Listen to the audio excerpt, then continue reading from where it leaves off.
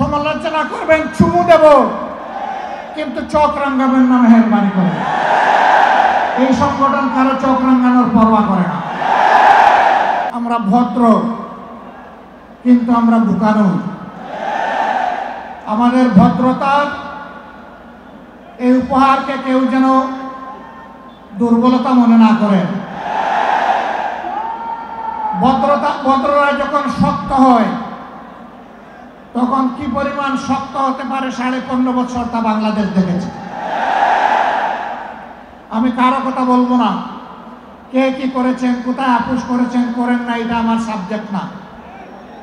কিন্তু মহান আল্লাহর পর ভরসা করে মহান আল্লাহকে সাক্ষী রেখে বলছি 15.5 বছর মহান আল্লাহর দেওয়া শক্তির কারণে, মহান আল্লাহকে ভয় করার কারণে বাংলাদেশ জামাতে ইসলামী কোনো অপশক্তির কাছে কখনো মাথা নত করেননি। জীবন দিয়েছে, আপোষ করেনি। বহু আপোষের প্রস্তাব আমাদের কাছে এসেছিল। ফাঁসির কাস্টে নেতৃবৃন্দকে পাঠিয়ে দেওয়ার আগে জনে জনে দফায় দফায় প্রস্তাব এসেছিল।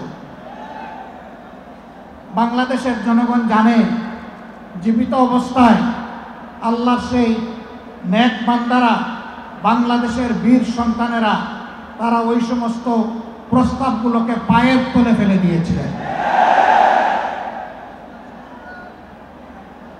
আমরা তাদের উত্তরসূরি। সুতরাং মেহেরবানি করে আমাদের আর ধৈর্যের পরীক্ষা দিবেন না, তাকে মুক্তি দিন। কেন আমাদের নিবন্ধন আটকে রেখেছেন? নিবন্ধন তো জালিম সরকার কেড়ে নিয়েছিল। সেই জুলুম আপনারাও কি আমাদের উপরে করবেন? এই জন্য কি হাজার জনতা জীবন দিয়েছে? হাজার হাজার মানুষ পঙ্গুত্ব বরণ করেছে আবারও সেই বৈষম্য দেখার জন্যে। আমরা বাংলাদেশের মাটিতে আর কোনো বৈষম্যকে বরদাস্ত করব না। সকল বৈষম্যের কবর রচনা না হওয়া পর্যন্ত আমাদের আন্দোলন অব্যাহত থাকবে ইনশাআল্লাহ। ফ্যাসিবাদের ভাষায় কেউ কথা বলবেন না, কথা বলবেন রাজনীতিবিদের ভাষায়। আমরা ওয়েলকাম করব, অভিনন্দন জানাবো। সমালোচনা করবেন, চুমু দেব, কিন্তু চোখ রাঙাবেন না মেহেরবানি করে। এই সংগঠন কারো চোখ রাঙানোর পরোয়া করে না।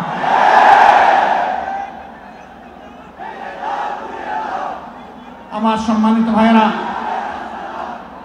দেশের বিরুদ্ধে, জাতির বিরুদ্ধে অতীতেও ষড়যন্ত্র ছিল।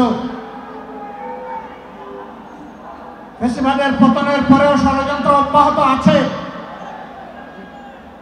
এক এক করে আল্লাহ তাআলা সকল ষড়যন্ত্রকে ব্যর্থ করে দিয়েছেন।